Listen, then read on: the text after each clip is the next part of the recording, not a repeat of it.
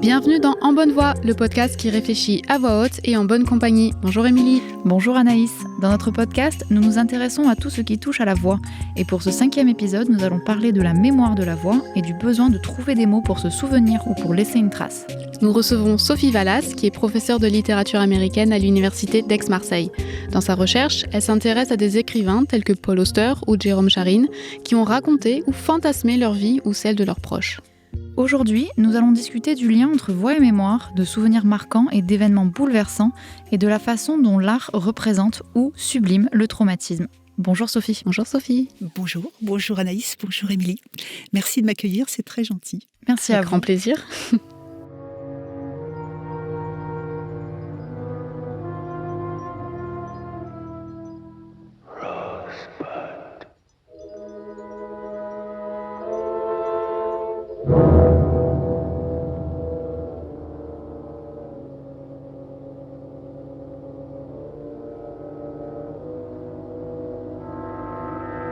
Alors on vient d'écouter un extrait de Citizen Kane, le film d'Orson Welles, et plus particulièrement le début avec le fameux mot Rosebud qui va lancer tout un mystère et qui va être le fil conducteur du film et qui est lié, on comprend, à un souvenir, un souvenir peut-être lointain du personnage principal. Avec en plus la voix donc d'Orson Welles très particulière. Exactement, une très belle voix, très particulière. Et effectivement, c'est une scène incroyable parce que, comme vous l'avez dit, c'est elle qui lance en fait tout le film, toute l'enquête qui va être celle du journaliste jusqu'à la fin, lorsqu'il va abandonner finalement, parce que lui ne sait pas, enfin ne découvre pas le sens de Rosebud, seulement le spectateur le découvre. Mais si vous avez remarqué, au début du film, lorsque Kane mourant prononce ce mot de Rosebud, il n'y a personne dans la pièce. Mm-hmm. Or, le journaliste s'en empare et déclenche son enquête. Donc c'est un mot qui en fait n'est entendu que par le spectateur. L'infirmière entre après alors qu'il est déjà mort et il n'y a personne d'autre dans la pièce. Donc c'est une voix effectivement qui est presque au bord de la tombe et presque déjà d'outre-tombe et que seul le spectateur entend. Et pourtant, elle porte le film. Ouais, c'est merveilleux. Est-ce qu'on peut dire que la voix d'Orson Welles porte tous ces films ? Moi, je trouve qu'elle emporte en tout cas pas mal. Celui qu'il a, je me souviens plus si c'est celui qu'il a fait réaliser juste après Kane ou un peu après, mais très peu de temps, qui s'appelle La Splendeur des Amberson, dans lequel, si je me souviens bien, je l'ai pas vu depuis très longtemps, mais il ne joue pas, il est juste réalisateur. Par contre, c'est lui qui fait la voix off. Et à la fin de La Splendeur des Amberson, le film se termine par quelques mots, par la voix off qui conclut l'histoire. Et la dernière phrase, c'est My name is Orson Welles. Donc oui, c'est une voix qui porte un film. C'est aussi une voix qui a porté les histoires à la radio, et notamment l'adaptation de La Guerre des Mondes, qui a eu le succès qu'on connaît et qui a déclenché les catastrophes, ou les naissances d'ailleurs, les bons moments qu'on connaît aussi. Donc oui, c'est une des voix vraiment incroyablement chaude et grave, et qui a marqué le cinéma américain de son époque, et qui parvient à signer ses films en fait autant que l'image. Donc en effet, Orson Welles a beaucoup travaillé à la radio et c'est vrai qu'en fait sa signature vocale est restée assez importante. Est-ce qu'il y a quelque chose qui vous a marqué dans sa voix particulièrement ? Welles, c'était un acteur de théâtre aussi au départ. Quand on lit une biographie, je me souviens d'une biographie que j'avais lue il y avait très longtemps, il a cette réputation d'avoir commencé à monter des pièces de Shakespeare alors qu'il avait 6 ans, je crois. Ah, quand même. Il avait un théâtre de marionnettes que ses parents lui avaient offert. C'était une sorte de génie extrêmement précoce dans la lecture, l'apprentissage des textes, etc. Donc c'était vraiment quelqu'un qui était assez complexé par son physique aussi et qui a probablement dû utiliser d'autant plus sa voix. Mm-hmm. Donc c'était vraiment un acteur né, un acteur fantastique qui savait effectivement utiliser sa voix. Et avant le cinéma, c'est la radio qui lui a donné sa chance. et il a monté des pièces radiophoniques d'une façon incroyable. On peut trouver des photos, les images et puis la bande de cette fameuse émission sur l'adaptation de La Guerre des Mondes. Et c'est vraiment c'est à la fois un acteur, un metteur en scène. Il a le sens du timing, il a le sens de la dramaturgie d'une façon inouïe. Par rapport à cette voix si particulière, et puisqu'on parlait de signature vocale, de manière tout à fait triviale, il m'est arrivé une expérience très récemment où je me suis rendue dans un magasin de bricolage et je vois à la place d'une vendeuse une vieille connaissance, une ancienne amie de collège-lycée que je n'ai pas vue depuis 15 ans. Donc je la reconnais tout de suite, malgré le port du masque en ce moment. J'entends qu'elle parle avec un collègue et impossible de reconnaître sa voix. Impossible. Donc véritablement, je me dis, mais est-ce que je me trompe ? Alors je regarde entre deux rayons et je la reconnais bien, c'est bien elle, mais je n'ai pas du tout reconnu sa voix. Il y a simplement un moment où elle éclate de rire, où je me dis, oui, en effet, c'est son rire. Oui, moi je suis tout à fait. Je comprends très bien l'expérience que vous avez traversée. Moi, c'est quelque chose qui m'a troublée depuis très tôt dans ma vie, en fait, depuis l'enfance. C'est très difficile de se souvenir précisément en fait de la voix de quelqu'un. Et c'est quelque chose dont je me suis rendu compte.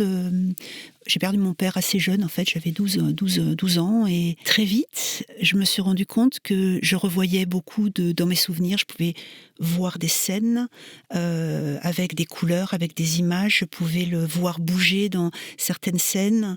Je me souvenais de moments qu'on avait passés ensemble, de promenade, de marcher à côté de lui, de parler, de le voir à la maison dans son fauteuil, etc. Les images étaient dans ma mémoire, mais la voix non. Et ça m'a toujours frappée parce que souvent on entend les gens dire, lorsqu'ils évoquent quelqu'un qui est mort, par exemple, « Ah, c'est incroyable, je l'entends encore me dire » ou « Je l'entends encore me raconter ». Mais en fait, si on essaye de l'entendre, vraiment, c'est une sorte de souvenir vocal qui vous glisse entre les doigts, on n'a pas la voix dans l'oreille. Enfin, en tout cas, moi je l'ai pas. Ou on croit l'avoir et pas du tout. Ou on croit l'avoir et pas du tout. Et moi je fais partie d'une génération, je pense, et mes parents d'une génération encore plus où la technologie n'invitait pas, ne poussait pas les gens à s'enregistrer. Mes parents étaient assez peu branchés, même sur les photos d'ailleurs. Donc j'ai pas de bande, j'ai pas de film, il y a pas de traces de gens qui parlent en fait. Et la voix, ça disparaît très vite. Alors à ce sujet, en parlant de l'enregistrement, de la technologie, on peut voir la technologie comme une sorte de médiateur entre l'au-delà et le monde réel. Ce qui reste, oui. Voilà. Alors on va écouter un extrait du film de Jerry Zucker de 1990, Ghost, avec Demi Moore, Patrick Swayze et Whoopi Goldberg, qui est donc une voyante, agit comme le médiateur entre Patrick Swayze, voilà. Sam, qui est décédé, et sa fiancée, Molly. Et je suis désolée, je ne crois pas qu'il y ait une vie après la mort. Dites-lui qu'elle se trompe. Il dit que vous vous trompez. En ce moment, vous lui parlez ? Oui, il vient de me demander de vous dire que vous vous trompez. Mais alors, où est-il ? Je peux pas le voir, je peux que l'entendre. Je suis là. Ça ne l'aide pas, Sam. Je lui tiens la main. Il dit qu'il vous tient la main.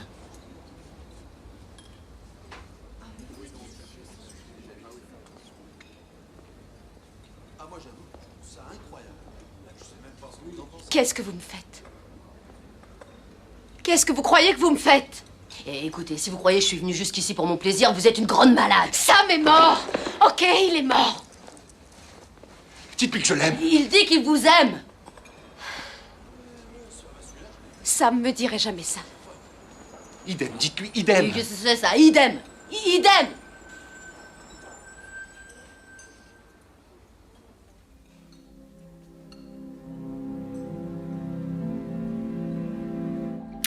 Alors, on vient d'entendre une sorte de reconnaissance entre les deux personnages principaux, où en fait ils ne s'entendent pas, ils peuvent pas vraiment communiquer, mais c'est au travers d'un langage commun, de références communes qu'ils arrivent à se reconnaître en fait. Oui, Et grâce à cette médium qui, elle, entend la voix des morts, hein, je ne sais pas si elle a de la chance, je suis pas certaine. Enfin, elle est dans une position très particulière, en tout cas. C'est cette espèce de fable sur la voix d'outre-tombe qui transite par le corps et la voix de Whoopi Goldberg. Je me souviens assez précisément de ce petit film qui n'est pas inoubliable en soi, mais qui était assez sympathique néanmoins.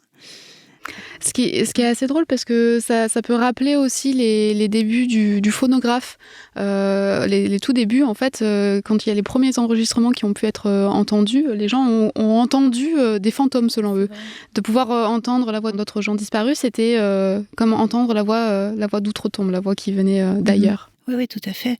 Même dans ma famille, il y a une histoire un peu mythique qui se transmet un peu de génération en génération, qui concernait mon arrière-grand-mère. Lorsque le premier poste TSF, comme on disait à l'époque, a été installé dans la maison. Alors, je ne sais pas exactement quelle époque ça pouvait être, mais étant donné qu'il l'avait pendant la guerre, c'était forcément à la fin des années 30, au milieu des années 30. Elle n'arrivait pas à croire que les voix qui sortaient, qu'il n'y avait personne derrière, en fait. Et elle a dû aller derrière le meuble pour être absolument sûre que la voix qu'elle entendait sortait bien de la boîte et pas de quelqu'un qui pouvait être caché. Donc oui, je pense que tout comme les premières photographies ont traumatisé certaines personnes qui avaient l'impression qu'on pouvait capturer leur âme, ou leur voler quelque chose, et qu'il y avait une sorte de magie noire qui s'opérait dans la petite boîte. Je pense que les premières voix enregistrées, oui, ont dû donner la même impression. C'est, quand on y pense bien, un objet comme un disque matériel, et on explique aux gens qu'on a gravé une voix sur un objet comme ça semble incroyable. Mais c'est vrai que capter même une voix ou une image, ça reste quelque chose de l'ordre de l'intime presque. Enfin, en tout cas, on est très suspicieux quand on va prendre notre image ou capter notre voix, comme on fait aujourd'hui. On aime bien que ça donne une bonne image de nous. Donc, il y a ce rapport aussi très personnel avec la voix, et c'est pas seulement aussi la voix comme son, mais comme on vient de l'entendre dans le film, c'est un langage, un vocable particulier. C'est ça qui crée aussi cette relation d'intimité. En tout cas, c'est ce qui lui prouve à Molly que elle a bien un lien avec Sam, finalement, cette voyante. Oui, c'est le mot idem, qui est une sorte de gimmick qu'ils partageaient tous les deux, et qui lui donne comme une sorte de mot de passe, en quelque sorte, qui l'autorise à croire dans cette fable difficilement acceptable au départ pour elle. Oui. Alors on va enchaîner sur un autre sujet qui nous est venu à l'idée, notamment parce que je vous ai eu en cours il y a quelques années, et c'était un cours passionnant sur la littérature d'après les attentats du 11 septembre, littérature américaine. Et on va déjà écouter un extrait du reportage, du film qui a été fait par les frères Naudet, qui sont des cinéastes français, mais qui se trouvaient à New York au moment des attentats. Et ils devaient faire un reportage en fait sur une caserne de pompiers. Et en fait, ils étaient au cœur de l'action. Et c'est un des films les plus poignants peut-être et les plus réalistes des attentats. Nous sommes le 11 septembre. Les pompiers sont appelés pour une simple fuite de gaz dans la rue. Un contrôle de routine. Il est 8h46.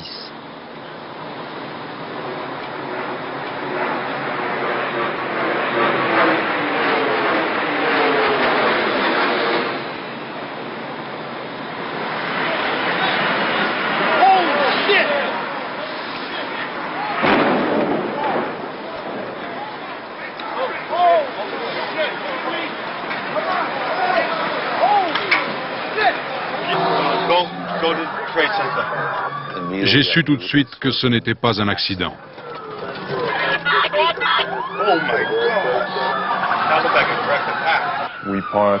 Nous nous sommes garés à l'entrée de la tour numéro 1. Le chef Pfeiffer enfile sa tenue. Je lui demande, « Chef, je peux venir avec vous ?» Et il me répond, « Oui, mais tu restes avec moi, tu viens avec moi, tu ne me quittes pas. » J'entre et j'entends des cris. À ma droite, il y a 2 corps en feu. Je n'ai pas voulu filmer. Je me suis dit, personne ne doit voir cela. Donc, dans ce film, comme on vient de l'entendre, on n'a pas besoin des images pour ressentir tout tout le choc est de cet événement inattendu. On entend le bourdonnement de l'avion, l'explosion, on a les réactions des pompiers et même des gens dans la rue, voilà, aux alentours. On a les cris ensuite quand ils pénètrent dans le hall. Donc il y a beaucoup de choses qui, dans l'environnement en tout cas sonore, suffisent à finalement peindre le décor. Voilà, synthétiser, j'allais dire, la scène. Oui, tout à fait. C'est un film incroyable, effectivement. Parce qu'évidemment, le 11 septembre, aujourd'hui, c'est quand même avant tout des images. On les revoit fréquemment, ces images, dans des documentaires, dans des rétrospectives, dans tout un tas d'occasions sur le début du XXIe siècle, etc. On voit les avions dans les tours qui s'effondrent, les ruines. C'est quand même avant tout des images. Et avec les frères Naudet, effectivement, et puis aussi avec d'autres petits films, parfois aussi amateurs, comme vous l'avez dit, qui on entend la voix des témoins, oh my God, oh shit, comme on l'a entendu là 10 fois, c'est-à-dire des mots qui sont en fait clichés. En fait, on dit tous la même chose. Mon Dieu, c'est pas possible. Enfin, ce genre de choses. Et on entend les gens qui répètent ces phrases à l'infini, en fait. Qui d'ailleurs montre aussi qu'ils n'y croient pas. C'est toujours un déni presque au début. C'est vrai, une espèce d'incrédulité, comme tous ces gens qui ont dit après, j'avais l'impression d'être dans un film ou dans un jeu vidéo, ou une espèce d'irréalité qui s'impose à eux. Mais effectivement, les deux frères qui faisaient ce reportage sur les pompiers se trouvent de façon inattendue au cœur d'un événement majeur. Et oui, vous avez raison, là, dans la scène que vous avez diffusée, il y a d'abord l'avion trop près, trop bruyant par rapport au sol, à la ville, et puis l'impact, et puis les voix, et puis les cris, et je me souviens, pour avoir un peu travaillé sur le film, qu'il y a aussi plus tard le son des corps qui s'écrasent à terre, les gens qui ont sauté des tours, et ça a été vraiment un des éléments sur lesquels ils se sont beaucoup interrogés, est-ce qu'ils laissaient ce bruit ou pas. D'ailleurs, on voit dans le commentaire qu'ils refusent même à un moment de tourner la caméra. Donc il y a un choix immédiat de réalisation, en fait, de refuser de montrer cet incendie qui en fait n'est que l'arbre qui cache la forêt, en fait. Il pense tout de suite à ce qu'il va montrer. Donc il pense à un public. Il est vraiment dans l'instant. Alors, est-ce qu'il pense vraiment à un public ou est-ce qu'il pense juste il dit personne ne doit voir ça.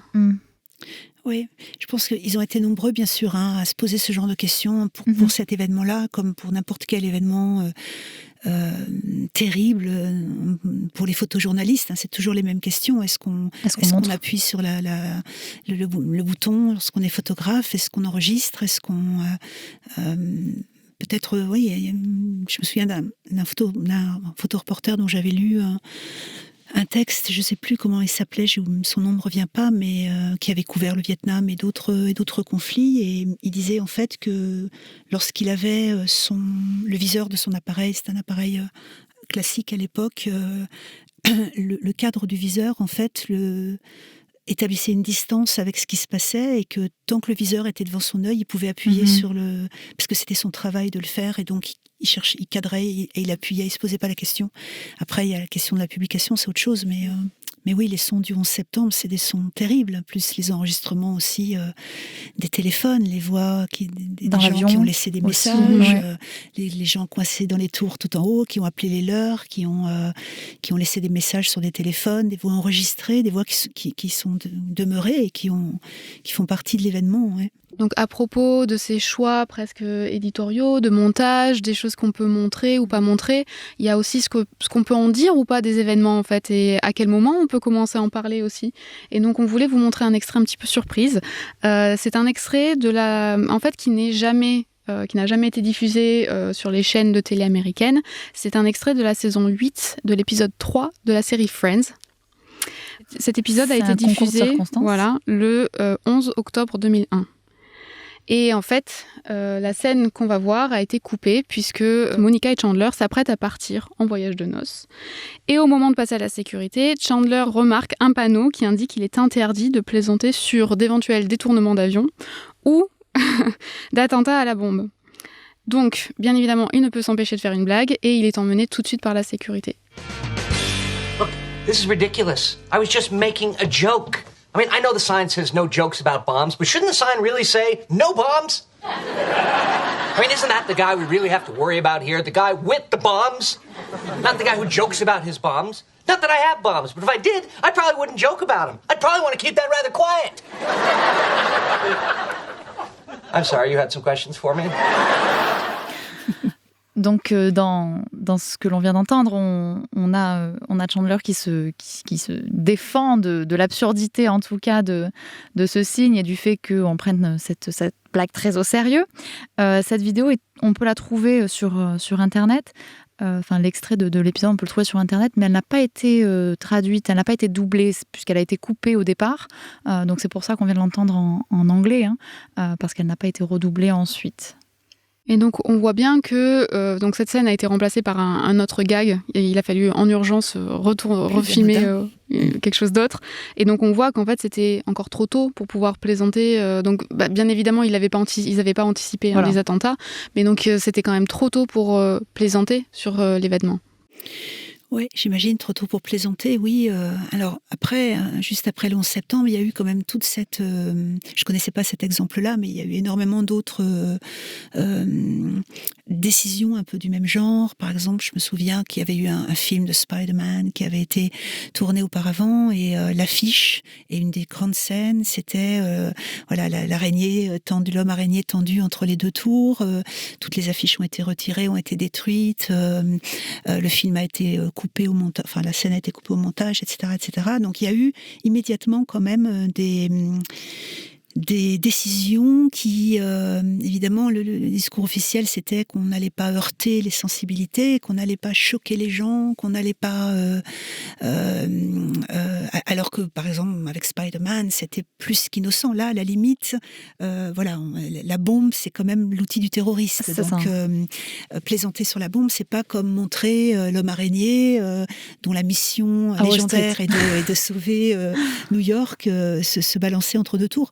Donc, il y a eu des choix, des décisions qui ont, pour Spider-Man, j'imagine que c'est pas quelque chose qui a pu révolter le public, mais bon, les choix, par exemple, de ne pas autoriser la vision sur Internet, par exemple, justement, de certaines images des tours qui avaient été faites, des corps qui tombent, par exemple, des gens qui sautaient. Ces images-là, elles ont été diffusées à chaud tout de suite, et immédiatement ensuite, elles ont été supprimées. Et on pouvait plus voir les films que des anonymes avaient postés sur Internet au départ. Donc, il y a eu après des journalistes des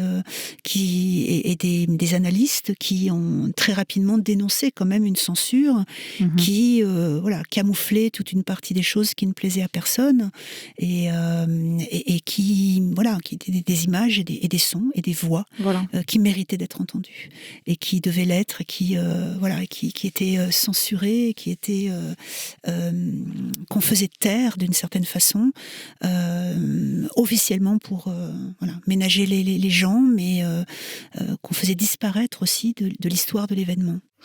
Oui, parce que dans ce que vous dites, c'est exactement ça. Cette censure, elle nous renvoie naturellement à une volonté d'être pudique et de ne pas heurter la sensibilité des proches et d'une nation qui a été traumatisée par cet événement. Mais elle nourrit aussi ce débat au-delà des premiers concernés, disons, de cet l'excès, on pourra dire, de pudibonderie, et qui va couvrir, finalement, mettre une chape de plomb, si on veut, sur l'événement et réduire au silence toutes les voix, y compris celles des victimes, de corps qui tombent ou de cris que l'on peut entendre au sein des tours. Finalement, est-ce que c'est pas aussi important que d'en parler de loin ? Oui, je suis d'accord avec vous. Il y a un silence qui a pu paraître à certains insupportable, en fait. Ce sont des voix, effectivement, bien sûr, c'est difficile à entendre, et bien sûr, c'est épouvantable d'entendre des gens qui disent adieu à leurs proches ou qui sont en train de se demander s'ils vont sauter ou pas, mais faire taire des voix dans n'importe quel contexte, c'est un choix qui est à la fois politique, idéologique. L'idéologie de l'époque, pour le 11 septembre, c'était il n'y a pas eu personne n'a sauté des tours. Toutes les victimes ont été soufflées par l'explosion, etc. Mais personne n'a volontairement sauté des tours. Personne ne s'est suicidé. Les gens étaient braves et courageux, et alors qu'on sait fort bien que c'est pas le cas. Et donc il y a une réécriture là de l'histoire qui, bien sûr, qui a pu véritablement être critiquée par bon nombre de gens. Qui ont aussi pu, en fait, nourrir certaines théories du complot. Oui, bien sûr, oui. À partir du moment où on supprime une partie des faits, on laisse la place à un autre récit. Oui, tout à fait. Toujours sur le 11 septembre, on voulait vous faire écouter un extrait d'interview. Une voix que vous devez bien connaître. Voilà, tout à fait, puisqu'il s'agit d'un auteur new-yorkais, donc Paul Auster, pour ne pas le nommer, que l'on interroge à propos, donc seulement 6 jours après les attentats, et on l'interroge sur justement l'événement. Est-ce que ce qui s'est passé, est-ce que cette tragédie change quelque chose à cette poésie new-yorkaise qu'on voit beaucoup dans vos livres aussi à vous ? Il est beaucoup trop tôt de parler de l'écriture maintenant, pour moi, de toute façon. Mais la ville telle que vous la ressentez, est-ce qu'elle est atteinte ? Non, je ne crois pas. Et je crois qu'un esprit extraordinaire est surgi de cette tragédie à New York aussi. La réaction des gens. Exactement. Le soutien qu'on donne, la générosité, la solidarité des gens, je crois, montrer quelque chose qui était toujours là à New York, mais on le voit rarement. Et c'est une ville avec beaucoup de ressources humaines, et je crois rien n'est changé en permanence, mais c'est une grande tragédie qui va devenir une partie de notre histoire.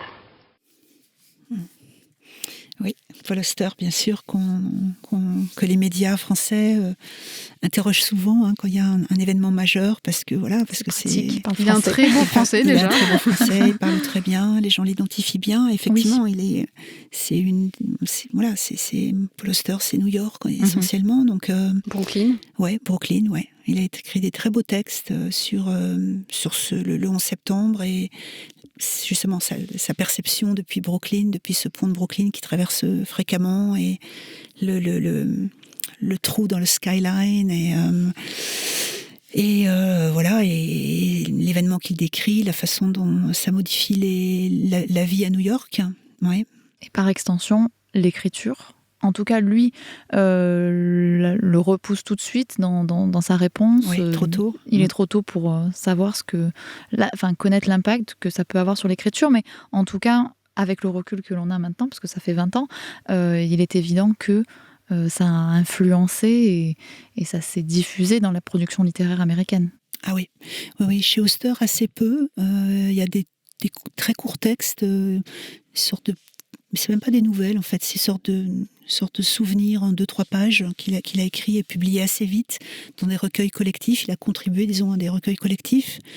Et puis, il a 1 ou 2 romans qui font allusion, mais indirectement à l'événement. C'est pas au centre de l'intrigue.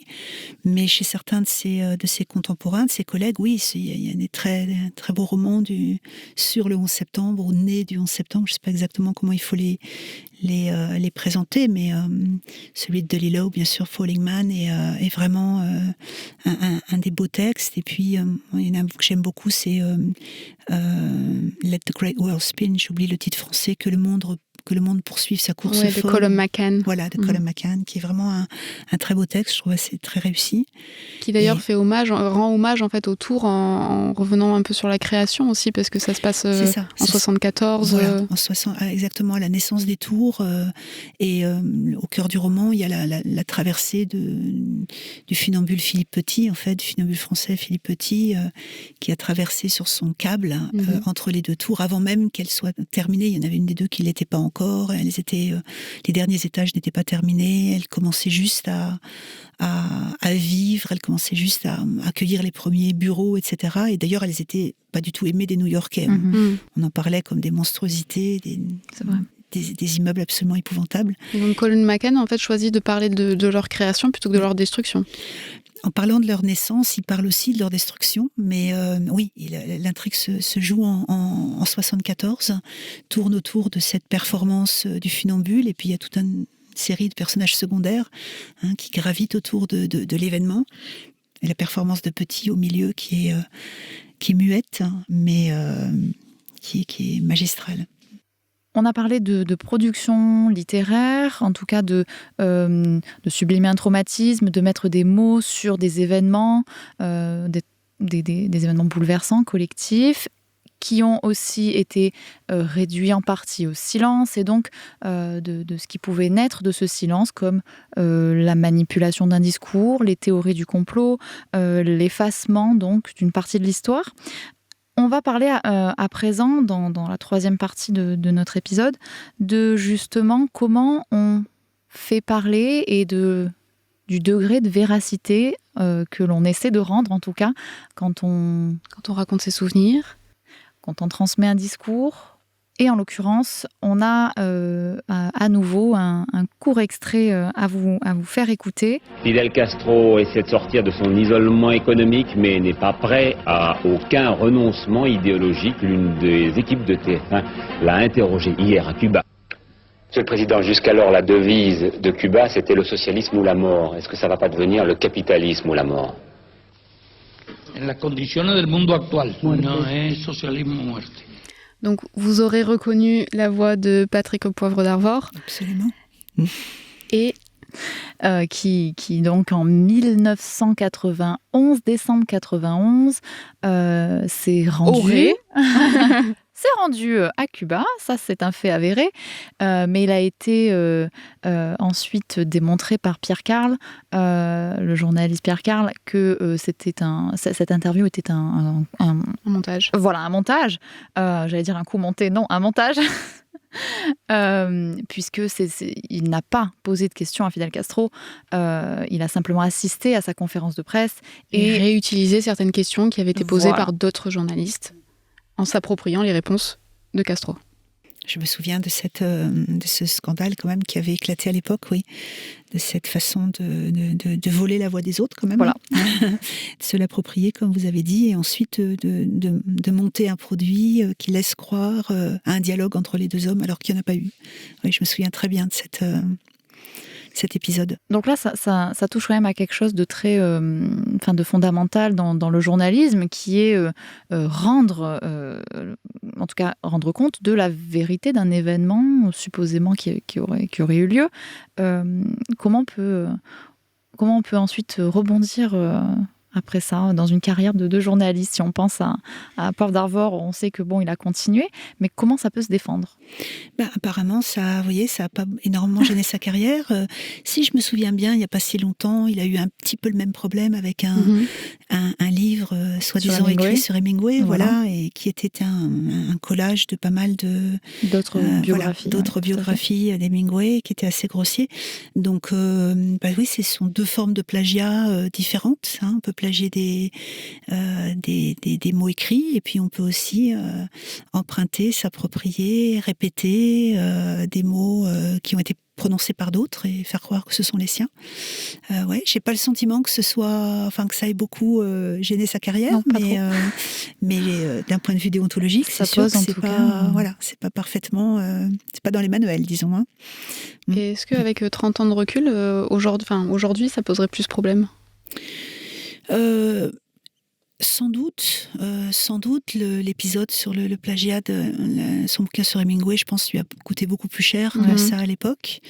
Oui, sans doute. Je pense que il y a tout un tas de possibilités aujourd'hui pour vérifier que les images ont effectivement été tournées, qu'elles sont à un tel ou à un tel. Je pense que il y a des gens qui passent beaucoup de temps sur Internet à essayer d'authentifier.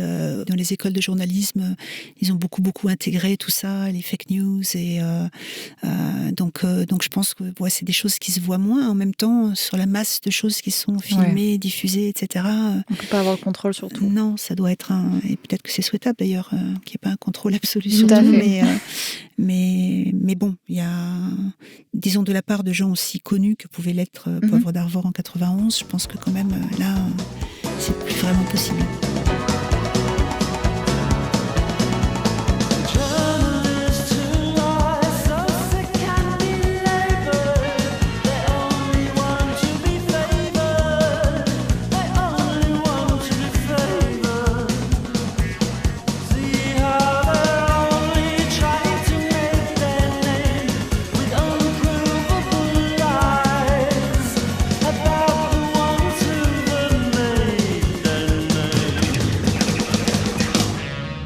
propos d'interview, vous avez vous-même été dans cette position de poser des questions et de chercher des réponses en menant en fait des entretiens dans ce qui s'appelle en fait les grands entretiens dans la revue IREA qu'on peut retrouver en ligne et qui est publiée par le LERMA, donc le laboratoire d'études et de recherche du monde anglophone. Oui, c'est une rubrique que j'aime beaucoup, qui existe maintenant depuis 5-6 ans. Et qui consiste à aller voir et enregistrer d'anciens collègues qui sont émérites, qui ne sont plus en poste, ce qui leur donne une certaine liberté par rapport à leur discours. Et l'idée, c'est de les interroger sur leur vie professionnelle, universitaire, mais aussi personnelle. Et en fait, sur les liens entre les deux, entre ces deux dimensions de leur vie. Et c'est un exercice que vraiment j'adore faire. J'ai commencé assez disons empiriquement, hein. Je suis pas journaliste moi-même, je n'ai pas de formation particulière, mais quand même j'avais pas mal lu sur l'entretien littéraire, c'est pas la même chose, mais sur des techniques d'entretien. Et donc, je vais chez ces collègues qui acceptent de me recevoir chez eux, avec généralement un autre collègue, spécialiste du chant, comme moi je le suis pas, et parce que j'ai l'impression que quand on est deux à poser des questions, c'est plus dynamique aussi. Tout à fait. Et voilà, vous en faites l'expérience. Il y a une forme de dynamisme, de ping-pong, qui est plus agréable. Et donc, on enregistre le collègue.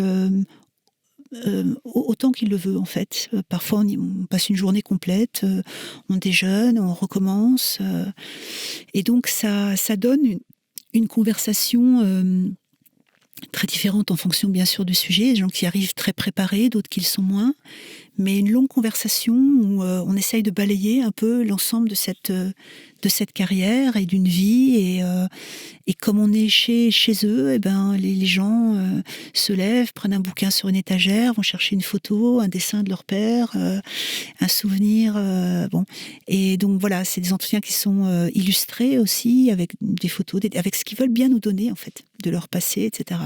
Ça dépend beaucoup d'un sujet à l'autre, et oui, c'est une position que j'aime énormément. Je crois que je pourrais écouter les gens pendant des heures. Un des films que je crois que je préfère alors il doit commencer à dater maintenant un peu, mais de ces 20 dernières années, disons, c'est un film qui s'appelle La vie des autres. Je ne sais pas si vous le connaissez. C'est un film allemand qui porte sur l'Allemagne de l'Est, en fait, avant la chute du mur. Et le personnage principal, un des personnages principaux, c'est un agent des services de renseignement est-allemand, est chargé de mettre sur écoute en fait un dramaturge qui est plutôt apprécié par le régime pour des pièces qui ne dérange pas trop le régime en place, et il vit avec une actrice. Et donc ils mettent l'appartement sur écoute, et ils passent beaucoup de temps donc sous le toit, sous les toits de cet immeuble. Ils se relaient avec un autre. Ils enregistrent systématiquement tout, ils transcrivent tout. Et c'est un film sur, bien sûr, cette époque, la surveillance, etc. Mais petit à petit, en fait, cet agent qui les écoute, qui est un homme froid, impassible, dont le visage n'exprime jamais le moindre sentiment, la moindre réaction particulière, petit à petit, en fait, s'intéresse et d'une certaine façon tombe sous charme, sans que ça se voit vraiment, de ces deux personnes. Et il finit par modifier ses rapports, modifier les enregistrements, les transcriptions, pour les protéger en fait. Et parce qu'il rentre un peu dans ce qu'on disait plus tôt, leur intimité en fait. Absolument. C'est une forme de voyeurisme en fait. C'est pas par la vue, il les voit pas bien sûr, mais il les écoute, il les entend. Et il y a une sorte d'émotion qu'il saisit et qui est d'autant plus étonnante que voilà, c'est un homme qui est pas particulièrement qui n'a pas l'émotion facile, voilà, qui n'est pas sympathique pour le spectateur, qui va le devenir petit et qui devient empathique.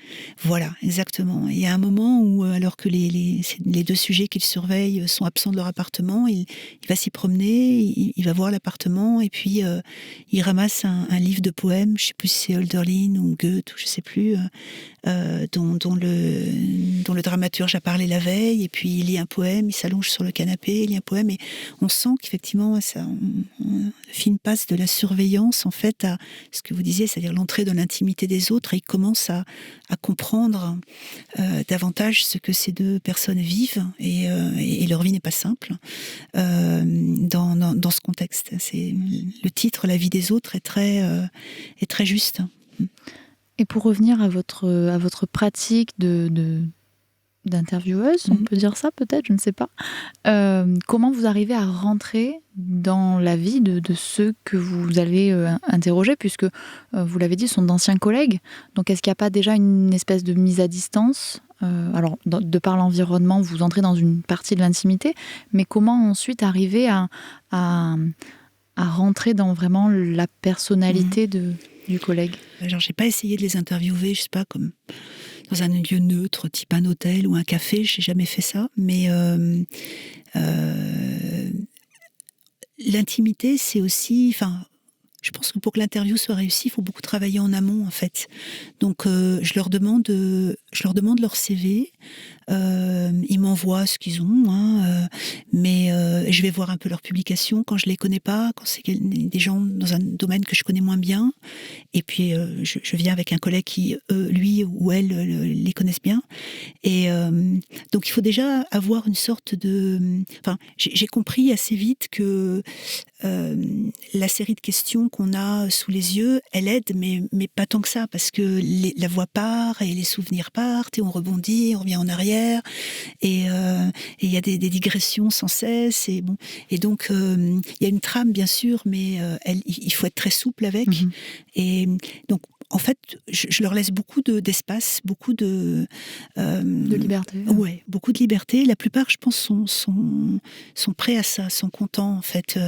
Souvent, ils écrivent avant ce téléphone, ils sont anxieux. Il y en a certains, j'arrive, ils ont toute une pile de bouquins, des post-it, enfin bon, universitaires jusqu'au bout. Et comment désamorcer l'universitaire alors ? Parce que souvent les premières minutes sont un peu tendues, un peu formelles, et puis petit à petit on commence à rire, on renvoie on rebondit sur une question, on demande une précision, ça les renvoie.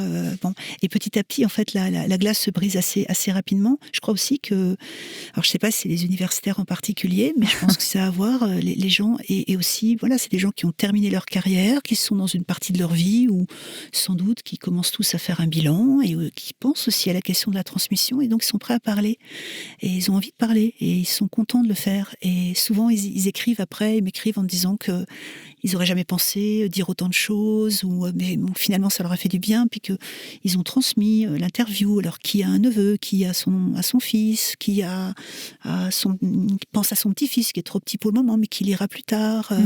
Donc il y a forcément il y a une valeur à la fois de témoignage et puis une valeur un peu testamentaire sans que le mot soit trop solennel, testamentaire vraiment dans le sens je laisser une trace. Je laisse une trace, j'ai synthétisé toute une partie de ma vie dans ces quelques heures et oui voilà, je laisserai cette trace et comme on leur offre la possibilité, puisqu'on transcrit les entretiens, de revenir sur la transcription, d'ajouter, de couper ce qu'ils veulent, etc.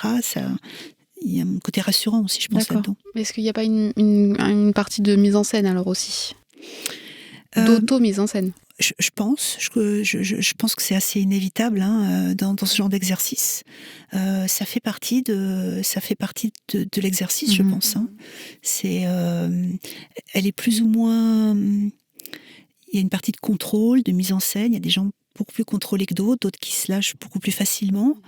Mais je pense que il inévitable avec avec toute prise de parole. Et ces gens-là sont des gens qui sont spécialistes de la prise de parole.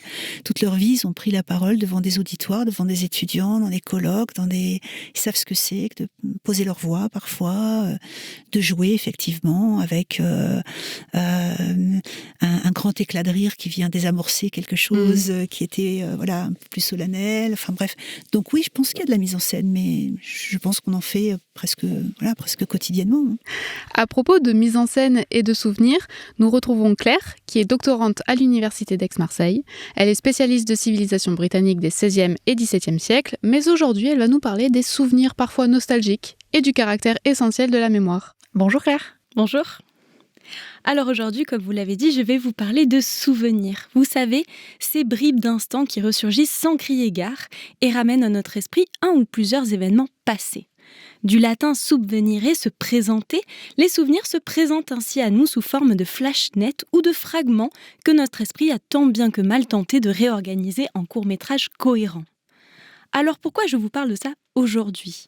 Eh bien parce que cette dernière année, nous n'avons cessé de flirter, non sans nostalgie, avec nos souvenirs. Alors que le temps semblait suspendu et nos vies sur pause, nous avons fait l'expérience de réminiscences collectives ou individuelles, du temps où nous pouvions partir en vacances, aller au cinéma ou dîner en ville. Magie de l'esprit ou mécanisme de survie, notre mémoire, beaucoup moins sollicitée à créer de nouveaux souvenirs, s'est donc chargée de faire remonter à la surface une myriade de moments de vie plus ou moins lointains. Ces productions mentales, semblables à des visions, sont invoquées par différents stimuli. Elles peuvent naître d'un simple son, d'une sensation, d'un goût, on pense notamment à la célèbre Madeleine de Proust, ou bien d'une odeur. C'est d'ailleurs l'écrivain Patrick Suskind qui s'empare de cette thématique du souvenir olfactif dans son roman Le Parfum. Enfin, de manière plus concrète, les souvenirs peuvent être suscités par la vue d'une photo ou d'un objet que l'on entrepose soigneusement dans des albums ou dans des boîtes et dont on oublie parfois l'existence. C'est la découverte d'une de ces boîtes à souvenirs qui marque d'ailleurs le début du film Le fabuleux destin d'Amélie Poulain. Et nous voilà enfin dans la nuit du 30 août 1997. C'est alors que survient l'événement qui va bouleverser la vie d'Amélie Poulain.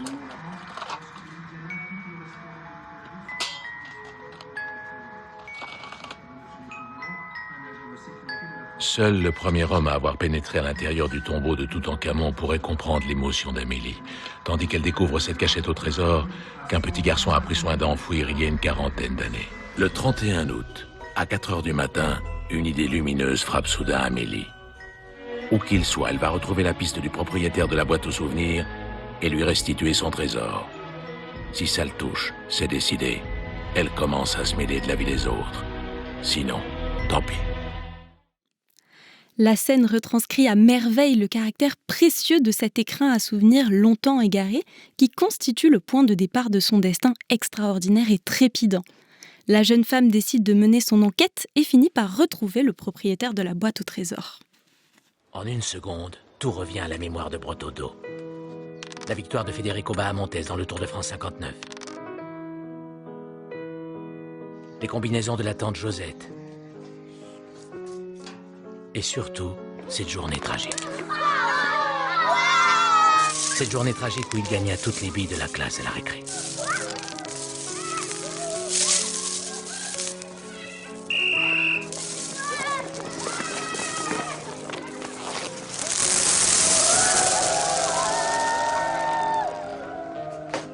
La simple ouverture de cette boîte fait l'effet d'un feu d'artifice intérieur. Quasi instantanément, l'homme retrouve l'enfant qui sommeillait en lui et qu'il avait jusqu'alors mis de côté, et l'invocation de ces moments passés lui redonne le goût du temps présent et à venir. Ainsi, la mission qu'avait entrepris Amélie est une double victoire puisqu'elle permet aussi à la jeune femme de redonner un nouveau souffle à son existence, jusqu'ici monotone. À l'écran, les metteurs en scène usent de différentes stratégies pour représenter ces entités vaporeuses que sont nos souvenirs. Intertitres, musique, fondu, filtres noir et blanc ou sépia sont autant de techniques cinématographiques permettant de matérialiser ces allers-retours dans le temps. Ainsi, la mémoire des personnages peut être le fil conducteur ou la toile de fond de l'intrigue, mais qu'en est-il lorsque celle-ci est imparfaite ou inexistante ? C'est ce que nous propose d'explorer Christopher Nolan dans son thriller Memento. Depuis ma blessure, je mémorise plus rien. Tout s'efface au fur et à mesure. Amnésie ? Non, c'est pas de l'amnésie, j'ai perdu la mémoire immédiate. Si notre conversation se prolonge, j'aurai bientôt oublié comment elle a débuté. Et quand nous nous reverrons, j'aurai plus aucun souvenir. Tu ne te souviens ni d'où tu viens, ni de ce que tu viens de faire. Je suis incapable de mémoriser de nouveaux souvenirs. Je suis comme quelqu'un qui vient de se réveiller. Tu ne sais pas qui tu es, ce que tu es devenu depuis l'incident. C'est écrit à l'envers.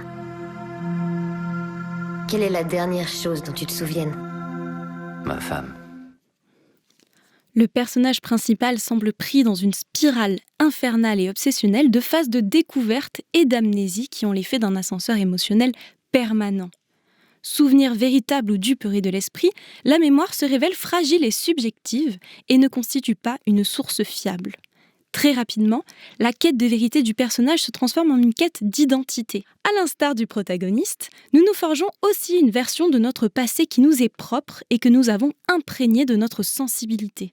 Nos souvenirs, au-delà de simples fragments de vie, sont autant de pièces qui constituent le puzzle complexe de notre histoire et de notre identité.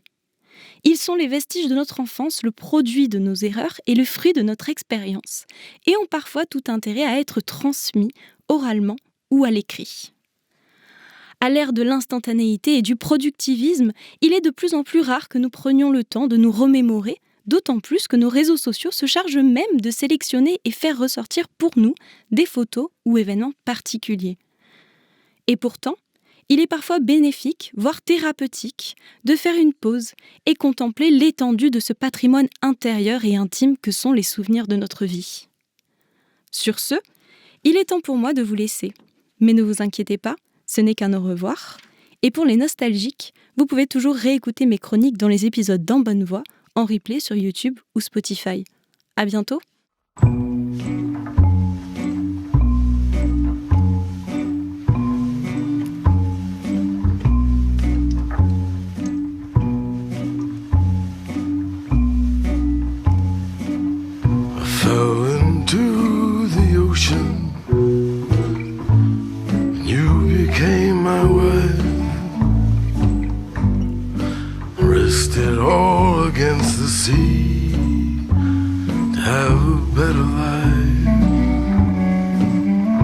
Merci Claire pour cette très belle chronique. Est-ce que ça vous a évoqué des choses? Ah bah oui, je pense que ça nous évoque des choses à tous. Hein. Vous avez bien fait de le dire. C'est ce qu'on fait de nos souvenirs dans tous les sens du terme. Parce que je suis pas particulièrement, je suis pas psychanalyste, mais enfin bon, on sait bien, on a compris avec la psychanalyse que on n'a pas accès à l'événement du passé, on a accès qu'aux souvenirs qu'on en a et qu'au fil du temps, ce souvenir, il est altéré par la mémoire, ce qu'on appelle le souvenir écran, par tous ces filtres, en fait, que tout un tas de choses nous poussent à installer entre nous-mêmes et le souvenir réel qui lui est perdu à jamais, enfin l'événement réel, je veux dire, qui est perdu à jamais. Donc oui, c'est nos souvenirs, c'est notre histoire dans tous les sens du terme. C'est l'histoire de notre vie, mais c'est l'histoire qu'on se raconte aussi, ouais. Donc ça pose la question, quand on écrit une autobiographie, est-ce que c'est pas automatiquement une autofiction?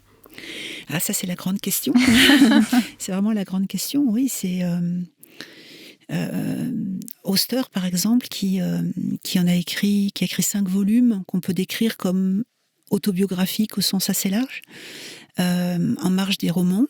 Je devrais pas dire en marge d'ailleurs, parce que je crois que c'est pas en marge, c'est vraiment entremêlé dans la production fictionnelle, plus tout un tas de petits textes par-ci par-là, qui sont aussi des textes personnels et pas fictionnels. Quand on lui en parle, il dit « Ah non, moi quand j'écris mes volumes autobiographiques, c'est vraiment autobiographique, hein, je n'invente rien. Une fois, j'ai fait une erreur. J'ai dit que le petit garçon qui avait tué mon chien s'appelait John. En fait, c'était son frère Steven. Mais sinon, voilà, c'est juste une erreur de ma mémoire. Mais sinon, non, ça, c'est vraiment, voilà, c'est la vérité. Bon. Et puis, dans un de ses volumes, il se souvient de lui à peu près à 7 ans. Et il se souvient très précisément du moment où il comprend, à la fin d'une journée, qu'en fait, on fait dans son esprit le récit de cette journée, et que en gros la vie est une fiction qu'on se raconte tous les jours. Donc c'est la limite de je raconte la vérité, je ne dis que des choses vraies. On dit des choses vraies, oui, mais dans le cadre de la fiction qu'on se raconte du début jusqu'à la fin de sa vie.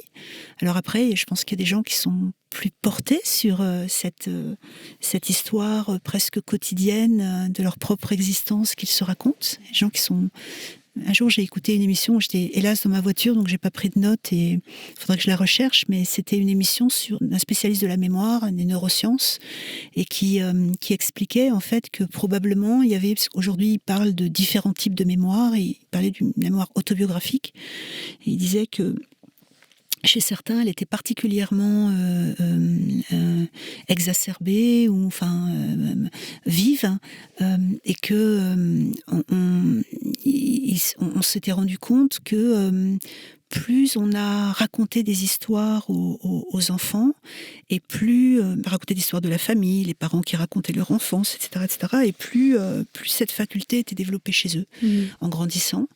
Et j'ai trouvé ça très intéressant. Et en même temps, chez les écrivains, par exemple, sur lesquels je travaille, je me rends compte aussi de l'inverse.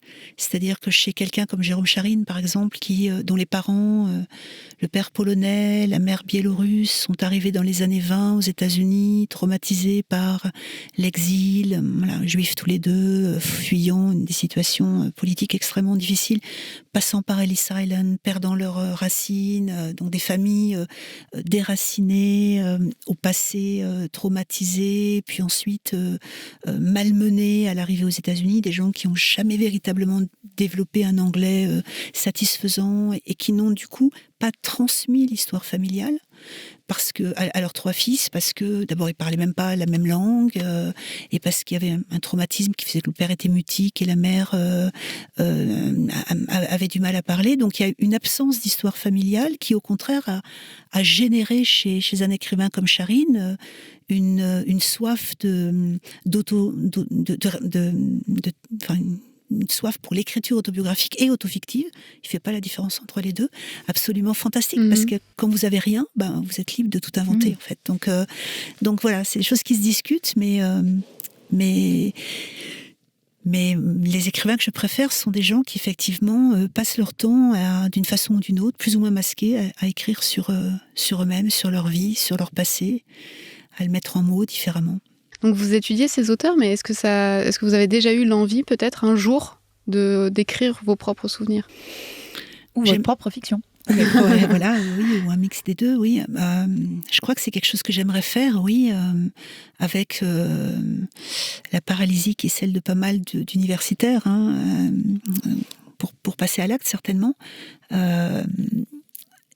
Une chose qui est certaine, c'est que j'ai une vraie fascination pour les archives d'écrivains. Je travaille ou d'universitaires, mais les archives familiales aussi. Et moi, je fais partie du côté maternel. J'ai une grande famille, plein de cousins, et j'ai l'impression d'être la seule que ça intéresse, ce qui m'arrange parce que je récupère beaucoup de choses. Et pour le moment, je suis un peu, je pense, presque un peu engluée en fait dans l'épaisseur de ce matériau qui est pas toujours facile à élucider aussi, à savoir exactement ce qu'on parle, de quelle période les différents objets ou lettres émanent, etc. Mais oui, je pense que j'aimerais bien, oui, un jour ou l'autre, peut-être quand on aura un rythme un peu moins effréné de notre travail à l'université, ou quand je serai à la retraite. Ça viendra bien un jour ou l'autre. On espère en tout cas que vous écrirez cet ouvrage et on aura un grand plaisir à le lire. Je vous en donnerai des nouvelles. Merci beaucoup, Sophie, pour cet entretien. Merci de votre accueil. C'était un plaisir de venir vous voir dans votre petit repère. Merci. Nous remercions très chaleureusement Sophie Wallace d'avoir accepté notre invitation pour cet épisode autour de la mémoire de la voix. C'était En Bonne Voix, un podcast produit et présenté par Anaïs Martin et Émilie Mitran et enregistré au studio On Mars. Vous pouvez retrouver toutes les références et les extraits diffusés sur les réseaux sociaux. À très vite pour le prochain épisode.